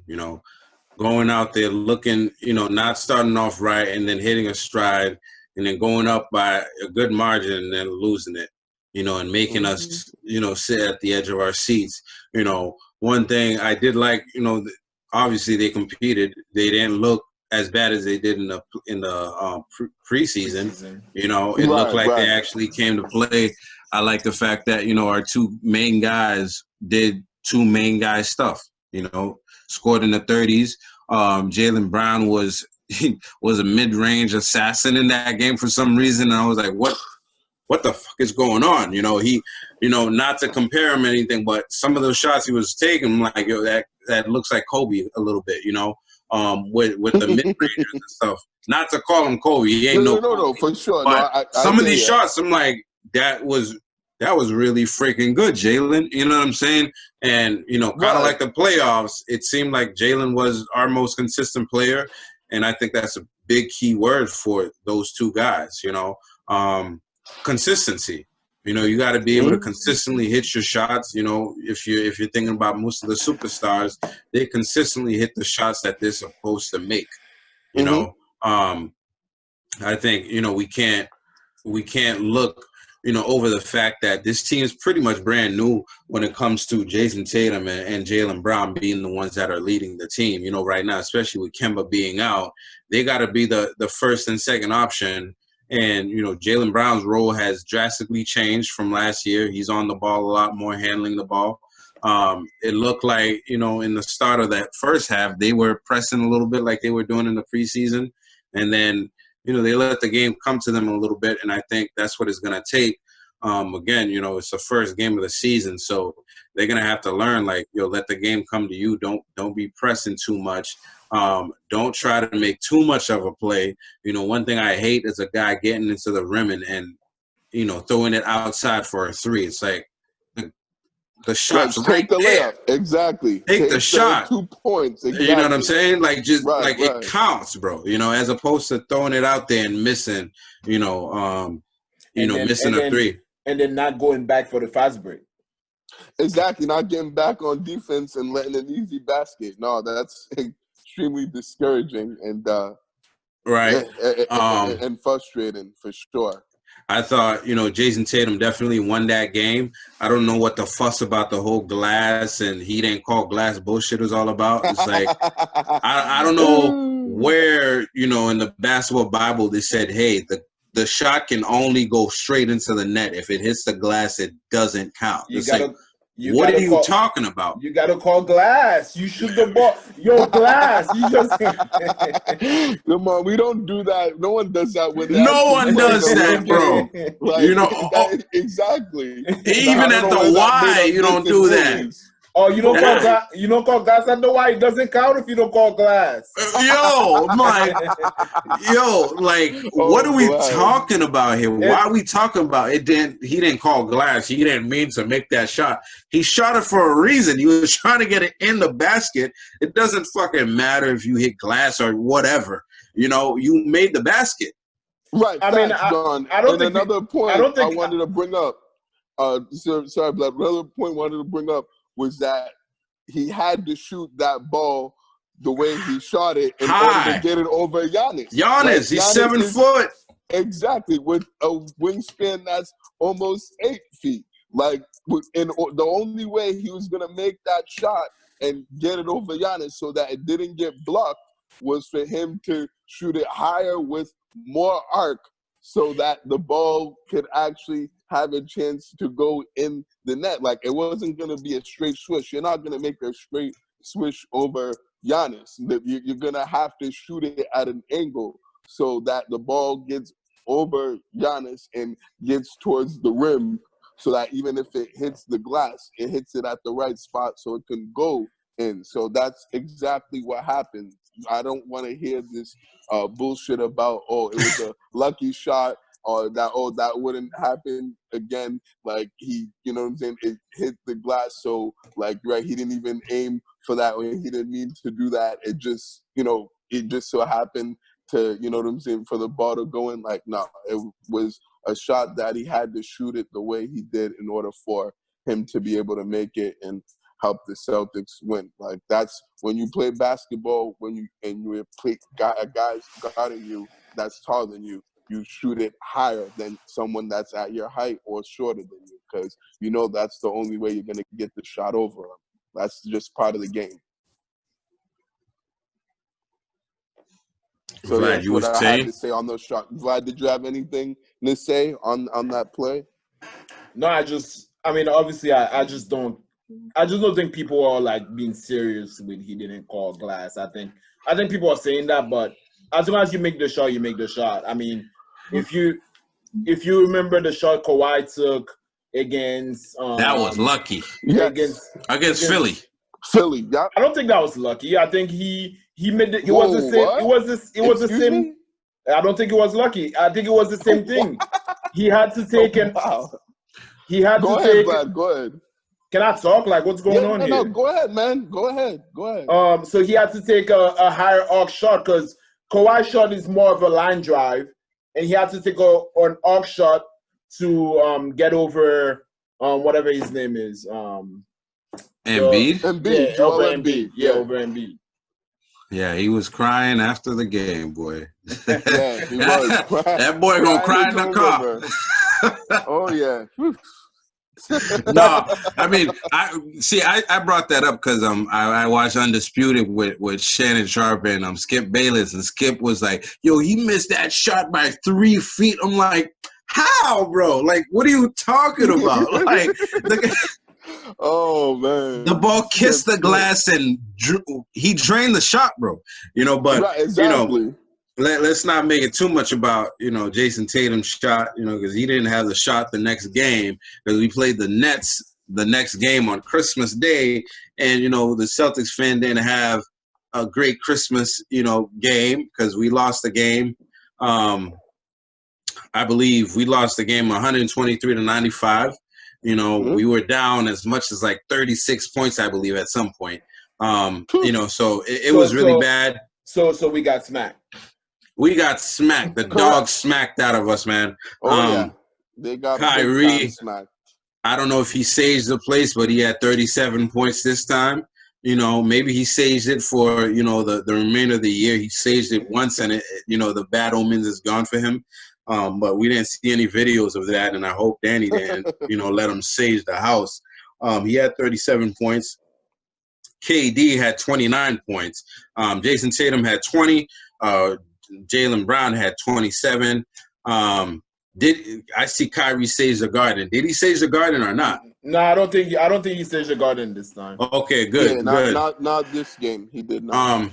Right, in that game, actually, the Kyrie and KD combined to score 40 points in the second half, when the Celtics scored 40 points collectively, as a whole team. So they had really great consistency there, which, again, I talked about Jaylen Brown and Jason Tatum needing to find that consistency. The superstars, need to gain to, cement themselves as superstars in this league. What did you guys see in that game? Just like I asked in the previous game, how did we end up losing the game so badly? Well, one, I want to talk about those Christmas Day jerseys. Like the first game was the Heat versus the Bucks. No, the Heat versus the Pelicans. Pelicans. The next game was the Bucks versus the Warriors. Right. The Bucks were wearing a blue jersey, and I thought that was the Mavericks playing. Yo, I said the same thing. I'm like, why the Bucks wearing blue? And then the Celtics were wearing those city jerseys. I thought they were the Bucks. I thought they were the Bucks. And then let me tell you more. Go ahead. The Mavs were wearing green jerseys. I thought they were the Bucks.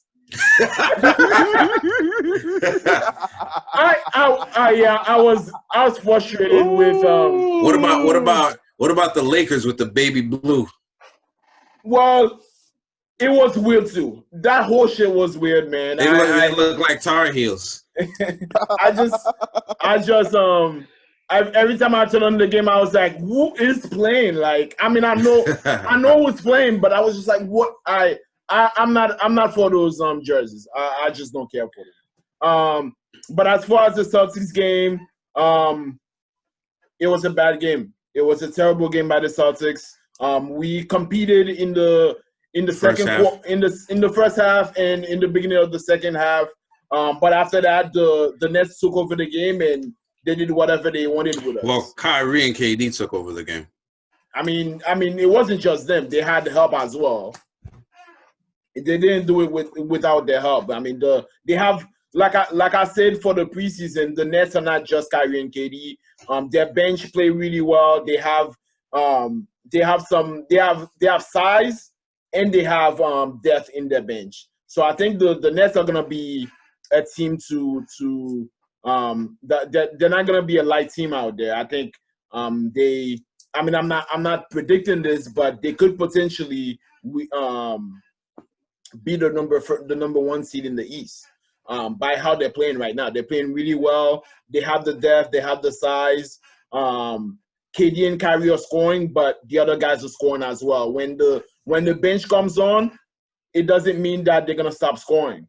So it didn't look good for the Celtics in that game. Jaylen Brown stayed consistent. He had the highest, he was the leading scorer of that game. Payton Pritchard came in. He was okay. Nesmith actually came onto that game, but he only played, I don't know, maybe 2-3 minutes or something like that. But yeah, garbage surprisingly. Time, yeah, it just didn't look good for us at all. Yeah, I think that it wasn't really, a good, at least second half, obviously. I mean, I thought the first half looked, pretty good. Tatum and Brown looked, really, good coming out of the gate. And I think they established themselves early and were being aggressive. I thought, they weren't really getting contributions from anybody else. I thought everyone else was pretty quiet and, and didn't play that well. But nonetheless, I thought that, they kind of just came out flat in the second half and just didn't really show up. I thought that, once the Nets went on the run and they, they took it to them and got going. It's like the Celtics kind of just didn't really answer and didn't really, punch back and, and continue to, to compete and play hard. I thought, it was, frustrating that, they've, that their energy and, their effort wasn't there in the second half. And they looked soft in that second half. The whole Nets team was giving them buckets and cooking, not just Kyrie and KD, but everybody on that team was cooking and in their bag, and pretty much just just dominated and really showed that, when they're healthy and they're clicking on all cylinders and playing at their best, they're definitely the most talented team in the Eastern Conference, and and should and are on a whole another level than than the Celtics and and everyone else. I feel like we're already seeing that early in the season, that when the Nets are playing well and and everybody's contributing, there's really no team in the East, or very few teams in the East, that can, be able to match up with that. And certainly the Celtics just can't match up with the Nets, particularly even when they put their second unit in. They just, can't, they can't, be able to play with them and keep the game close. So I think we, know that the Celtics have a long way to go in order to reach the level of the Brooklyn Nets, or where they're at right now. And they definitely still have to improve their bench. I think they're still missing some pieces, on that bench that they could be able to use to, be able to to beat and play better against a team like the Nets. So I think this game was a reality check for the Celtics that, you still have, in order to be the best team in the East and come out of the Eastern Conference, you still have a long way to go in order to be able to get there. So I think, with time they'll be there, but I know there's still a lot of season left, but we have a lot to work to do and a lot of things that we have to work on in order to be able to become one of the top teams in the East and be able to, beat and compete with the Brooklyn Nets. So I think that's where they're at now. Yeah, I think, we've played 2 games in the season. That's what I think. We've played 2 games and we've played 2 of the best teams in the league so far in the season. And we passed the test for one and we kind of failed for one of the tests, right? I think we need, this is where we need to see Jason Tatum and Jaylen Brown, their evolution, when it comes to what we saw with the Nets. We saw that the Celtics played great for three quarters. We went up going into the halves. We were up by 3, and at the end of the third quarter, we were up by 1. So, and then you saw Kevin Durant and Kyrie Irving decided to be as efficient as ever, and pretty much hit all their shots, in the closing minutes of the game. Then, it got away from us. The Nets have a guy that dropped, that comes off the bench that dropped 50 last year. You know what I'm saying? And another guy who played in the playoffs last year that's coming off the bench as well, and Jared Allen. So their team, a lot of these guys that are on the bench, some of them are starters and some of them would be the first guys that come off the bench. So, we're not going to discount the fact that the Nets are, one of the formidable teams in this league, and they're offensively, they're top heavy. I think we can definitely say that Kevin Durant, he's back, man. It doesn't look like he's missing anything. Nope. You know what I'm saying? He wasn't an athlete that was like, LeBron type's going to explode every time he touches the ball, that's going to explode and dunk on you. He doesn't even need that much lift because he's 7 feet. So, the Achilles stuff, it wasn't never going to affect him as much as it does somebody like, DeMarcus Cousins, who's huge, at 300 pounds, at his height. Kevin Durant, he's probably like my size, at 7 foot, you know what I mean? Like the guy, he's a slim guy, so he's not putting too much pressure on his Achilles. And superstars did what they did what they need to do. And you see what happens when, the pressure's not on Kyrie Irving, and he's playing a Batman, he can score punches. That's exactly what he did. And you see why Kyrie Irving is, one of the supreme talents in the league, with his ball handling, with some of his savvy plays, some of these plays that he's doing, the step backs, the, start and stops that he does, get to the rim, his angles on the basket. There's a lot of stuff we're not able to do. We played 3 good quarters, and then, it just got away from us, and we got to learn from that. Again, it's the first 2 games of the year, so we're not going to overreact. I think I like where the Celtics are, from what they've shown me in 2 games. I think they can compete. And now it's about, fixing the quirks that they have. I was surprised to see Daniel Tice and Tristan Thompson start. I was surprised, but I like it too at the same time, because now it says we can go big, against other teams that have big guys. What did you want to start? Who did I want to start? I'm not sure. Maybe a combination of. I mean, we saw Green start all preseason, so I thought that's what they were gonna go into the season, or at least like Javonte Green or Sammy Ojale,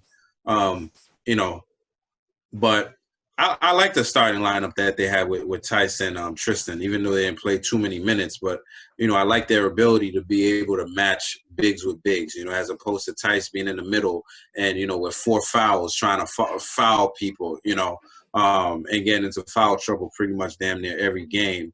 You see Tristan Thompson and what he's going to be able to do with the offensive glass and his motor and, moving around in there. So I was definitely pleased with that. The Celtics play the Pacers on the 27th at 8 p.m. So that's going to be the next game. Celtics versus Pacers. That's going to be on Sunday. And then the next games are going to be against the Pacers again. That's going to be on Tuesday the 29th at 7 p.m. They're going to play the Grizzlies on the 30th at 7:30. The Pistons on Friday the 1st at 7 p.m. Against the Pistons Sunday the 3rd of January at 3 p.m. And then versus the Raptors on Monday, January 4th at 7:30 p.m. So hopefully they took some stuff that they learned in those games and apply it and start being more competitive and not lose games by damn near 30. So that's what it's going to have to be. Yeah, for sure. I just wanted to say one quick thing with what I'd like to see from the Celtics this upcoming weekend moving forward. I just want to see them, be more aggressive and drive to the basket more and attack the rim. I don't think because they're not getting a lot of free throw attempts and they're not getting to the line a lot. Jason Tatum. He hasn't attempted one free throw for 2 games. Exactly. Absurd, right? Absolutely. I don't know what's going on, but that's messed up. It is. No question. It's unreal. A fact that the guy that has the ball as much as he does and takes as many shots as he does and, is not getting any calls whatsoever. It's absolutely, amazing and blows my mind to think about that the Celtics have gotten no, free throw attempts from their main guys like Tatum and Brown or the whole team in general. So I think that's something I want to see, this week and moving forward with, these games coming up is them put an emphasis on right off the jump, driving the ball to the basket, penetrating and getting to the rim and, and putting the pressure on the defense and getting them into foul trouble and getting to the free throw line and getting some easy points that way rather than just shooting a lot of threes and, or taking a lot of tough shots like the step backs and the fadeaways that, and that are contested. So I think that's, something that they need to do more of moving forward. And I think that would help their offense and them as a team, play better and, and be more effective. Yeah, for sure, man. For sure. So, we're going to be looking forward to more Celtics games. That's going to be it for us with the NBA segment. We're going to go into the MLB. We don't have too much for you because it is the offseason after all, but we do have some Red Sox news. The Red Sox signed right-hand pitcher Matt Andriese this year. So he's going to be part of the team next year. And they're showing interest in free agent Enrique Hernandez, who, that's always good. So hopefully they get some success there. And that's going to be it for MLB. In the NHL is coming back. They released a 56-game schedule for the 31 teams for the 2020-2021 regular season. Each team will play games only within its division. So that's a change this year. So there are 8 teams in the East, Central, and West Division. Each will play the other 7 teams 8 times. That's a lot of times. So we should be looking forward to some really good games because these games get competitive the more you play them. The North Division has 7 teams based in Canada. Each will play 9 or 10 games against the other 6, which is wild. The North Division will consist of Calgary Flames, Edmonton Oilers, Montreal Canadiens, Ottawa Senators, Toronto Maple Leafs, Vancouver Canucks, and Winnipeg Jets. The East Division will have Boston Bruins, Buffalo Sabres, New Jersey Devils, New York Islanders, New York Rangers, Pittsburgh Penguins, Philadelphia Flyers, and Washington Capitals. The Central Division will have Carolina Hurricanes, Chicago Blackhawks, Columbus Blue Jackets, Dallas Stars, Detroit Red Wings, Florida Panthers, Nashville Predators, and Tampa Bay Lightning. And the West Division will have Anaheim Ducks, Arizona Coyotes, Colorado Avalanche, Los Angeles Kings, Minnesota Wild, St. Louis Blues, San Jose Sharks, Vegas Golden Knights. So that's going to be the divisions for the NHL season. And hopefully, man, it's a good one. And hopefully the Bruins can do something, actually take the successes in the regular season into the postseason. So we'll see how that goes. And we're going to go into the question of the week, which comes from Aaron Lawrence from Houston. Shout outs to him. We got people sending us questions from Houston, Texas, man. That's dope. I know, that's awesome. Right? You know, Big and the shout question out to is, Aaron Lawrence. That's my man right there. You know, do you think that Ohio State should be in the top 4 of the college football playoffs, or should Texas A&M have had the shot at it? I'm gonna leave that up to you guys. The podcast is called Pro Sport. I watch Pro Sports, not college. No college sports for you, Vlad. Yeah, I really don't watch that much. I mean, once in a while I'll tune into some college sports, but not enough to like know the teams and what's going on. I see. I would say that Ohio State should, be in the top 4 and deserve to, make the college football playoff, and be among the top 4 teams to, be a part of that.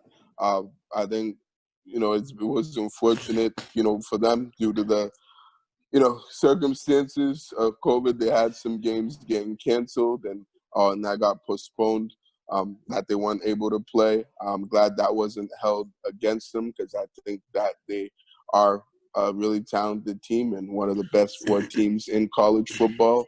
I'm glad they changed the rule where you had to play at least 6 games in order to be eligible for the college football playoff. So that teams like Ohio State could be able to get in. So I'm certainly glad that Ohio State was able to be among the top 4 teams and find their way into the college football playoff. So we're looking forward to seeing how they do in the college football playoff once that happens in January. And I certainly think they have a good shot, like the other 3 teams, of winning the college football championship this year. So we'll see how that goes. But certainly good to see teams like Ohio State in there that should and deserve to be in there. I think that's complete bullshit.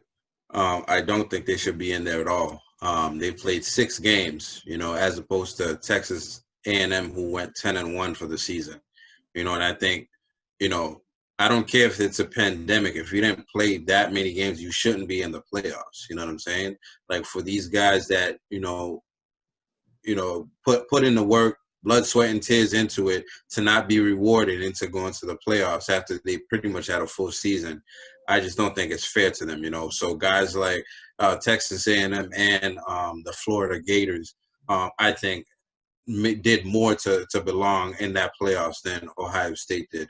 I don't think it's okay to punish those guys and make a rule where you say 6 games. Like, that's never been a rule before. I think they definitely changed it because they wanted, the top ranking teams to go into the playoffs, which Ohio State is. And, we have Justin Fields, who's going to be into the draft, and he's going to be one of the top 2 quarterbacks taken in the draft. Obviously, they want to showcase his talent. But when it comes to the other students and, and playing the game fair, I don't think it's fair for them, having a complete season, not having a shot at making the playoffs when a team barely played half. And, there's I think the coach Mullins, he made a comment. He's like, I wish we could have played less games if that all it took to get into the playoffs. You know what I'm saying? So, like, maybe we shouldn't have played our full schedule if 6 games was going to let us into the playoffs, which is messed up. Teams play all year to get into the college playoffs, and it's not a guaranteed thing. There's a committee that's choosing everything to go into the playoffs. So even if you had an undefeated season, you might not make the college playoffs based on like your bracket or your division or, the division that you're in. You know what I'm saying? So I think, that's what I think, Aaron. I think Texas, because I definitely think he's asking because Texas A&M is obviously in Texas. He wants his team to go in there, and they had a great season, and they're not able to go in, based on some technical bullshit. You know what I'm saying? So I definitely think that A&M should have had the chance to go in there, even the Florida Gators, man. So That's my thought on it. Thank you so much for sending in a question and supporting us and listening to the podcast. And we're going to go into the B Money Lifestyle Person of the Week, Barry. Yes, so for this week's B Money Lifestyle Person of the Week, we have an individual here that was very generous, and in the season of giving, I thought, I would definitely, like to mention him and give him a shout out, on this segment. And that individual is Browns offensive lineman, Jared Wills. So, he's not the most famous or common player when we talk about the Cleveland Browns, but he definitely did something that is certainly worth recognition, to say the least. So he apparently had a holiday event this past week in which he surprised a woman with a new car. So he bought a new car for a woman, and then he also paid the rent for a year for a family that lost its home in a house fire. So I thought that was definitely pretty sweet and and awesome for him to do that, and generous, to say the least. And then he also spent $50,000 worth of toys, gifts, and cash to 5 Cleveland area families as well, on top of the other things that he did. So I just think that it's great to when athletes give back to their communities, particularly those people that are in of need in the holidays, since I think not too many athletes do that, so I think it's good to see that there are really good people and good guys that are playing professional sports that do care about those who are suffering and don't have as much as others have. So it's impressive that he was able to give and do that much for these families and help them in the way that they did. So hopefully these families are doing better because of it and are able to better their situation and get and it was good to see them get the help that they need. So just want to congratulate Jared Willis on being this week's B Money Lifestyle Person of the Week. And that's definitely that B Money Lifestyle. So congrats to Jared Willis. Thank you, sir. Congrats to Jared Willis. Another person that should get some recognition is Juju Smith. Just came out that he provided gifts for 200 children, 200 families. So that's good for him. He's been getting some backlash and stuff like that. So like you said, it's always good for athletes to go out and, do some charitable stuff for, the people that root for them in their communities. So, and that's going to be it for us for episode 41. If you're still watching, if you're still listening, thank you so much, as always, to Pro Fan Sports podcast, where the fans of the pros go. We'll see you guys next week in episode 42 with myself, Vlad, and Barry. Happy New Year, y'all. 2021. Right. By the time you hear another one, 2020. So that's we won't see you guys until next year. Our listeners won't hear our voices until the new year, until 2021. That's it. So it's a good way to close out the year, guys. Good stuff. Looking forward to doing this next year with y'all. Trying to get it bigger next year, y'all. Keep supporting. You know the vibes. Oh, the B Money Lifestyle. Subscribe. Yes. Like, share, all of that. Please. Comment, hate, like, whatever you want. All of this helps the channel. If you want to talk trash about us, tell us how bad we sound on this stuff, or our points suck. Comment. You know what I'm saying? We're waiting for it. We'll talk to you guys. All right. Again, Happy New Year's. Until the next episode. Peace out. All right. Peace. See ya. Happy New Year, everyone. Happy New Year.